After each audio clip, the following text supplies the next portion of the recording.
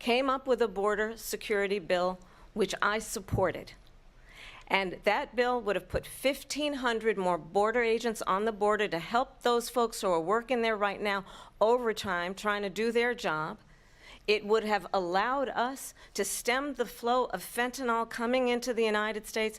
I know there are so many families watching tonight who have been personally affected by the surge of fentanyl in our country. That bill would have put more resources to allow us to prosecute transnational criminal organizations for trafficking in guns, drugs, and human beings. But you know what happened to that bill? Donald Trump got on the phone, called up some folks in Congress, and said, kill the bill. And you know why? Because he'd prefer to run on a problem instead of fixing a problem.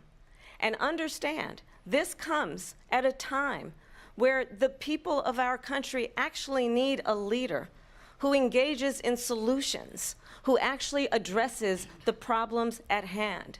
But what we have in the former president is someone who would prefer to run on a problem instead of fixing a problem. And I'll tell you something, he's going to talk about immigration a lot tonight, even when it's not the subject that is being raised. And I'm going to actually do something really unusual, and I'm going to invite you to attend one of Donald Trump's rallies, because it's a really interesting thing to watch. You will see during the course of his rallies, he talks about fictional characters like Hannibal Lecter. He will talk about windmills cause cancer.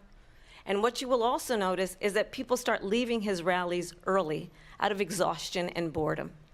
And I will tell you, the one thing you will not hear him talk about is you.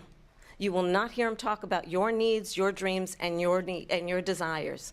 And I'll tell you, I believe you deserve a president who actually puts you first, and I pledge to you that I will. What's going on here, you're going to end up in World War III, just to go into another subject. What they have done to our country by allowing these millions and millions of people to come into our country, and look at what's happening to the towns all over the United States. And a lot of towns don't want to talk. It's not going to be Aurora or Springfield. A lot of towns don't want to talk about it because they're so embarrassed by it. In Springfield, they're eating the dogs, the people that came in. They're eating the cats. They're eating the pets of the people that live there. And this is what's happening in our country, and it's a shame. As far as rallies are concerned, as far as the reason they go is they like what I say. They want to bring our country back. They want to make America great again. It's a very simple phrase, make America great again. She's destroying this country, and if she becomes president, this country doesn't have a chance of success. Not only success, we'll end up being Venezuela on steroids. I just want to clarify here. You bring up Springfield, Ohio, and ABC News did reach out to the city manager there. He told us there had been no credible reports of specific claims of pets being harmed, injured, or abused by individuals within the immigrant community. Well, I've seen people on television. Let me just say here, this is the people on television say my dog was taken and used for food. So maybe he said that, and maybe that's a good thing to say for a city manager. I'm not taking this from but television. But the people I'm on television saying their manager. dog was eaten by the people that went there. Again, the Springfield city manager says there's no evidence of that. Vice President Harris, I'll let you respond to the rest of what you've heard. You talk about extreme. You know, this is, I think, one of the reasons why in this election I actually have the endorsement of 200 Republicans who have formerly worked with President Bush, Mitt Romney, and John McCain, including the endorsement of former Vice President Dick Cheney and Congress member Liz Cheney. And if you want to really know the inside track on who the former president is, if he didn't make it clear already, just ask people who have worked with him. His former chief of staff, a 4-star general, has said he has contempt for the Constitution of the United States. His former national security advisor has said he is dangerous and unfit. His former Secretary of Defense has said the nation, the Republic, would never survive another Trump term. And when we listen to this kind of rhetoric, when the issues that affect the American people are not being addressed, I think the choice is clear in this election. President Trump, I'll give you a quick minute to respond here. Thank you, because when I hear that, see, I'm a different kind of a person. I fired most of those people. Not so graciously. They did bad things or a bad job. I fired them. They never fired one person. They didn't fire anybody having to do with Afghanistan and the Taliban and the 13 people were just killed, viciously and violently killed, and I got to know the parents and the family.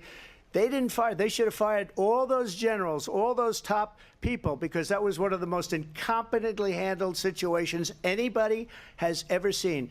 So when somebody does a bad job, I fire him. And you take a guy like Esper. He was no good. I fired him. So he writes a book. Another one writes a book. Because with me, they can write books. With nobody else can they. But they have done such a poor job, and they never fire anybody. Look at the economy. Look at the inflation. They didn't fire any of their economists. They have the same people. That's a good way not to have books written about you.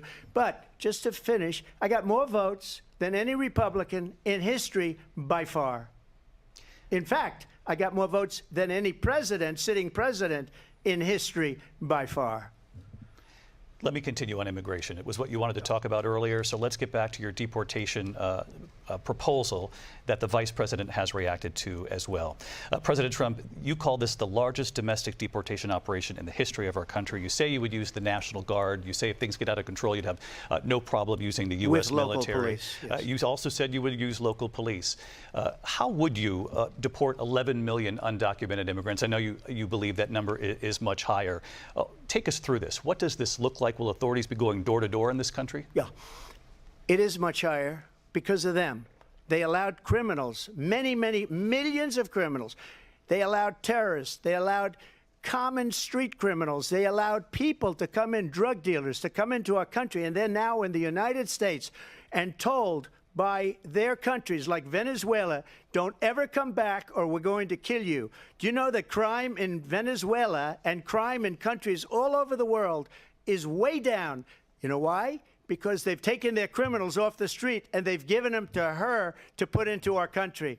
And this will be one of the greatest mistakes in history for them to allow, and I think they probably did it because they think they're going to get votes, but it's not worth it because they're destroying the fabric of our country by what they've done. There's never been anything done like this at all. They've destroyed the fabric of our country. Millions of people let in, and all over the world, crime is down all over the world except here. Crime here is up and through the roof. Despite their fraudulent statements that they made, crime in this country is through the roof. And we have a new form of crime. It's called migrant crime, and it's happening at levels that nobody thought possible. Don't miss out. Log on to oneindia.com for more updates.